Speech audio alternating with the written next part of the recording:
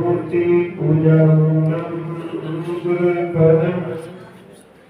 मंत्रमूलम गुरुवाक्यम मोक्षमूलम गुरु कृपा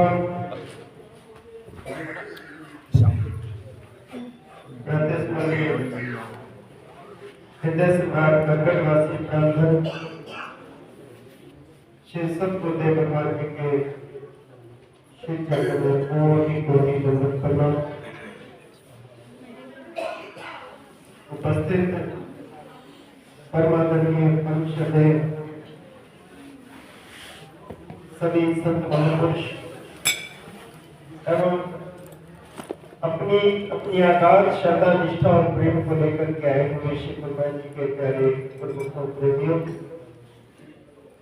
अपने मनोवृत्ति को एकाग्र करते हुए मेरे साथ मिलकर की जयघोष करें। बोलो जयकारा बोलो मेरे श्री गुरु महाराज की जय। परम सौभाग्य है सबका जिन्हें ऐसे सत्संग पर उपस्थित होकर के इस पावन दर्शनों का अवसर मिला है। आप दर्शन दीदार से अपने आप को कृतार्थ कर रहे हैं और साथ साथ भक्ति में ओतप्रोत हो रहे हैं। बहुत सुंदर सुंदर भाव आपने श्री गुरु जी के प्यारे बच्चों से वचनों के रूप में श्रवण किए हैं और महापुरुषों के वचन श्रवण किए हैं। अब सत्संग का समय नहीं है, केवल आशीर्वाद रूप में गुरु जी का आशीर्वाद उस बच्चे को मिले, ये भाव प्रस्तुत करना है। कल आपको अवसर मिलेगा, कल तो 9 से 12 बजे तक खुला समय होगा आपके पास।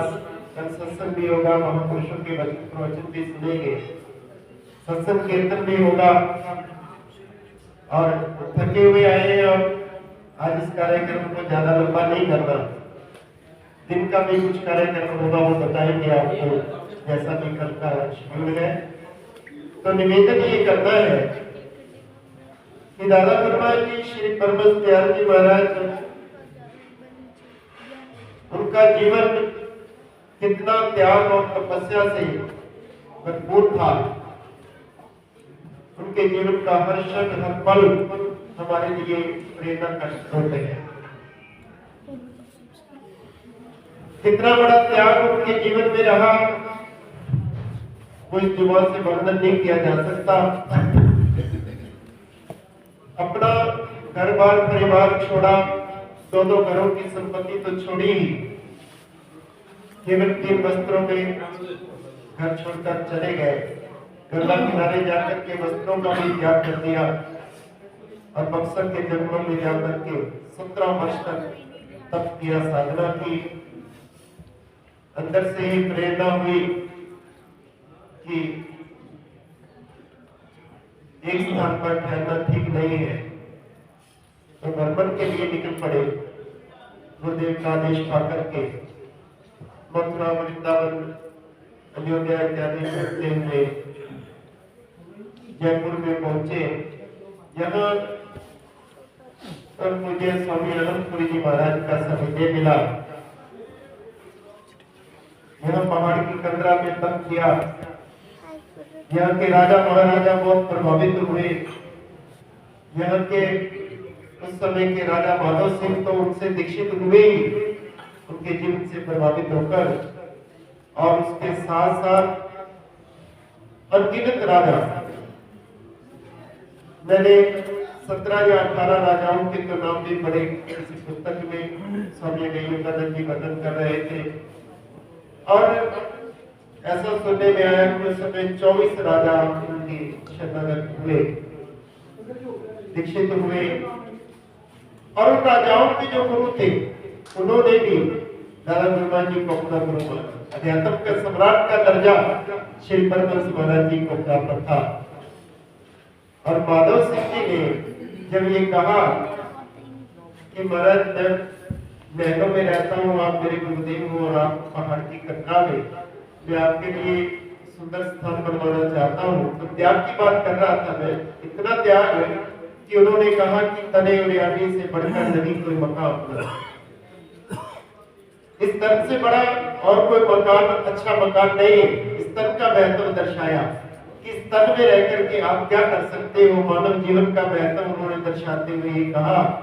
और जब उन्होंने हट किया तो वो झोला उठाकर चल दिए। और चलते चलते माधव सिंह से कहते कहां तक तेरा राज्य है। जब वो आगरा के क्षेत्र में पहुंचे, जब आगरा का राज्य उस सीमा तक पहुंचे, आगरा के राजा का राज्य शुरू हो गया, तो माधव सिंह जी कहते हैं बस मेरी सीमा यहाँ तक है।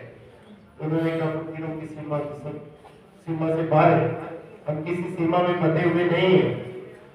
और वो वहां जाकर के डेरा जमा लिया। ऐसा उनका त्याग और उनकी तपस्या की तो बात ही कहां तक कहे। प्रभाव इतना था कि वायसराय की ट्रेन आ रही थी, स्पेशल ट्रेन, अपनी मौज में स्टेशन पर चले गए। वहां सोने चांदी की कुर्सी लगी हुई जिस पर वायसराय ने आकर के बैठना था, और फकीरी मौज में जा बैठे उसी पर। भगदड़ मच गई, कर्मचारी सब इधर उधर दौड़ रहे थे कि ये क्या हुआ, ट्रेन आने वाली है। और ये फकीर आकर के इस कुर्सी पर बैठ गए। दौड़े प्रबंधक के पास, स्टेशन मास्टर के पास, और वो दौड़ कर आता है कि कौन फकीर बैठ गए। परंतु आकर के जैसे सूर्य की किरण का तेज देखा तो हिम्मत नहीं हुई कि वो कह दे कि इस कुर्सी को छोड़ दो। कहा नौकरी चली जाएगी, फांसी की सजा हो जाएगी, इससे ज्यादा कुछ नहीं। लेकिन मैं इस फकीर को, इस महापुरुष को ये नहीं कह सकता कि मैं सीट छोड़ दूं। देखते ही देखते ट्रेन आ गई। जो अंग्रेज शासक किसी के सामने झुकते नहीं थे, वो भी अपना टोप उतार करके नतमस्तक होते और कहते ये भी दो नस्ती है।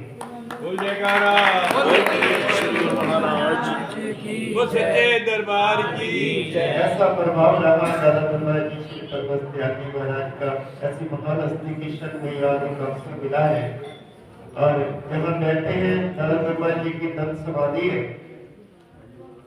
लोग आकर के दुआएं मांगते थे तो दादा गुरुनाथ जी ने वचन किया कि मेरे पास अध्यात्म की बात किया करो। जिनको दुआएं चाहिए, जिनको लौकिक संपदा चाहिए, वो यहीं से मांग लिया करना। इस दात की समाधि ना बता, वो तो यहीं से मिल जाएगी। उन्हीं के वचन हुए, इसीलिए आप महापुरुषों से सुन रहे थे कि यह सब बनता है। तो जहां जहां भी उनके चरण पड़े हैं, जहां जहां भी उनका पदार्पण हुआ है, तो वहां जन्मे हैं मेरे श्री सतगुरुदेव भगवान के।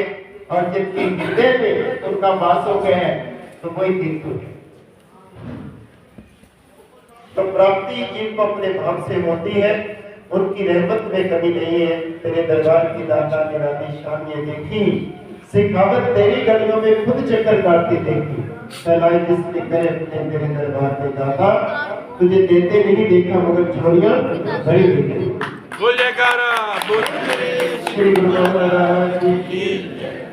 मैंने ज्यादा कुछ नहीं कहना, समय की मान्यता है। मैं आज इन शुभ घड़ियों की गोयल परिवार को लाख लाख बधाई देता हूँ, जो आज के इस कार्यक्रम के माध्यम बने हैं। और विशेषकर उस बच्चे के लिए, बच्चा ये आप सुन ही चुके हैं कि कितना भाग्यशाली है।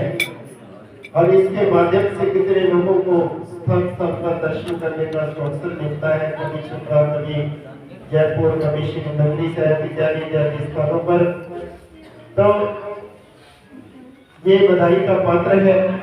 श्री सत गुरुदेव भगवान के श्री चरणों में एक प्रार्थना करते हैं कि श्री सत गुरुदेव भगवान सदा सदा ऐसी कृपा बनाए रखे, अपने चरणों की अमोलक भक्ति प्रदान करे, इसका जीवन सुख में हो, आनंद में हो।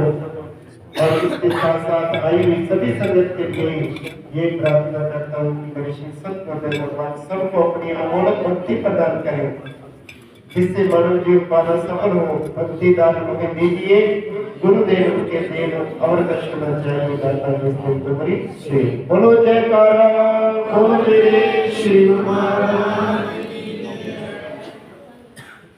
बोलो सच्चे दरबार।